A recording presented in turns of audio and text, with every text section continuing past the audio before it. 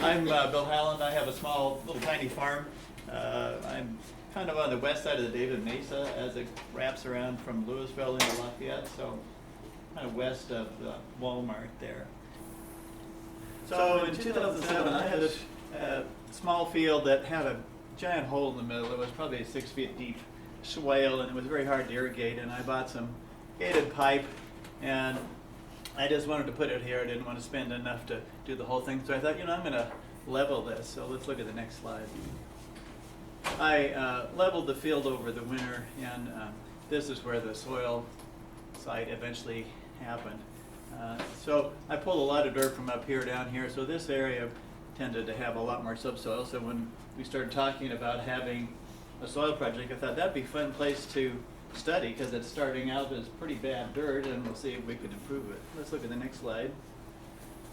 After I planted it a few years later, it looked like this. I'd started out with alfalfa. I had about 10 years of alfalfa in that field, and then it started to get sparse. I underseeded it with some grass, and that pretty much took over. Next slide. This is what it looks like now, a little snow bunny. Yeah.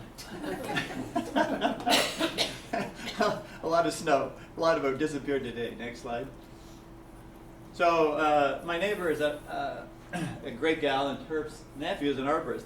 He was taking his wood chips to Loveland because it was free to dump them there. And I said, well, why are you doing that? I could try to use them on my field. So he's been dumping them up in a corner, and I have a bucket here. It's 3 yards struck, 5 yards heaped. Next slide. So I can put 4 loads in, and according to literature, that would be the weight. I think maybe wood chips are a little lighter in Colorado because they're not so wet, but I could put that on the field. Next slide. And so here I am spreading it out. Next slide. And I put it on fairly thickly last year. Next slide. You might wonder if this is going to squash the grass and suffocate it. Next slide. But here it is a month later, and it popped right up through it. So the soil sample site is where this little flag is way down here. Next slide. Now, no one ever said that Elizabeth was short on data. I have all these reports. And I was trying to look at them and think, oh, what happened to this particular thing? And over the time, and I couldn't figure it out. It was very time consuming to go through all this stuff. So let's look at the next slide. I made a cumulative spreadsheet so I have her data on various columns, and I also put in what I have added to the field. So like here's my wood chip row in tons per acre, some nitrogen that I put on, some phosphate, and some sulfur that I added. And also got an annual rainfall from my weather station. Next slide. So here's the effect of adding some sulfur at that one point. The pH kind of went down for a little bit, but now seems to be going back up. The organic soil matter seems to be increasing year by year, so I'm making some progress there. The water extractable organic carbon is looking good. And the soil respiration last year was just huge. I think that's where I got a certificate from. So I'm going to tell you my secret. That's what that's for. I'll tell you my secret later. Next slide.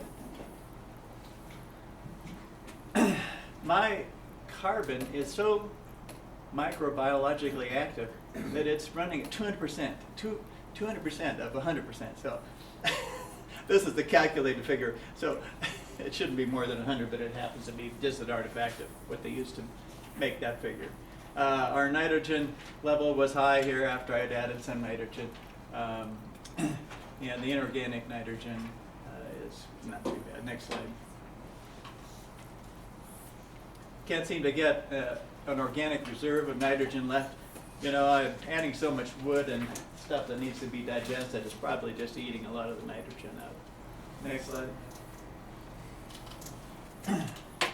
The phosphorus that I added here, I did empirically. I'd had alfalfa in there for 10 years and I'd never done anything and never had a soil sample taken, so I just added some and it was too much. So my levels are a little bit high. The remaining things are relatively normal. Next slide.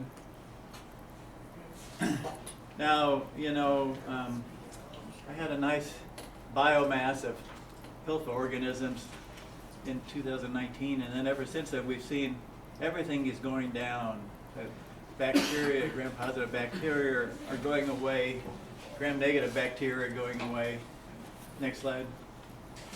And the same thing with almost everything. The protozoa just disappeared in these last two assays. And Elizabeth and Lance have been working a lot to try and figure out what's going on.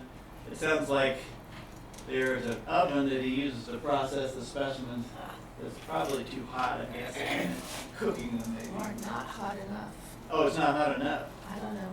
Yeah. I wonder why that makes the organisms seem to disappear. But, okay. Well, hopefully, is he going to retest any of our stuff, or just? Yes. Okay. So maybe we'll get some more results. Yeah. Next slide. So I went out last week and dug up a little piece of dirt. I think you can see, maybe you can see that about the first 4 inches now are beginning to form really nice topsoil, and the subsoil is kind of like this stuff down here. And even below that, there's a little bit of that trickling down. So I think I've really improved the top layers of the soil so far. Next slide. Oh, now here's my secret. The secret is the wheat. Let me tell you what happens. Next slide. Every night I saddle up the pygmy ponies. And guess what? Next slide.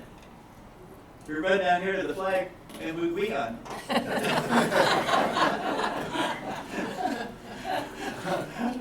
I think that's the end. Is there any more slides? No. If I talk too long, I get the hook. So I guess I didn't get the hook. Oh, that's in 2007, you know. Less wrinkles, kind of the same hair. Indian Peak West doesn't have any trees. It's full of trees now. That's it.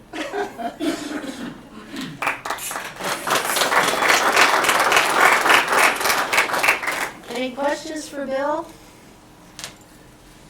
How thick did you put the wood chips? Probably 2 to 3 inches. It depends on the year and how many I have, but it's pretty labor intensive to do that.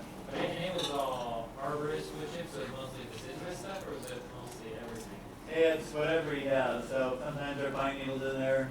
One time he brought me a load of honey locusts, except they were not the thornless honey locusts, and I started getting flat tires and everything. I never bring me those again. Did you plow it in? Pardon? Did you plow it in? No, it's just sitting on the top. So that's why I call it, at first I said it was in situ composting, which means in place. So it's just on the top, and slowly the ground is kind of raising up, grass is growing up through it. So How many seasons did you say you have? how many what? Seasons? I've done it. I mean, it's probably about 5. Look at that chart. Yeah. Ever since we started Same doing deal. studying. The same deal every year? The same deal every year for 5 years? Yep. Yeah. Have you tested the pH of the wood chips? No, I saw someplace that it was low, like 3.5 was what was listed on the internet, but I'm not sure if that's conifers or deciduous trees. I did test our wood chips and it came out like 7.6, 7.7. Just for the pH of the soil was said that would be a lot lower. And I just get random stuff and it really surprised me. Yeah, that is. Yeah, I imagine as they decompose, they might be more acidic, but I don't know.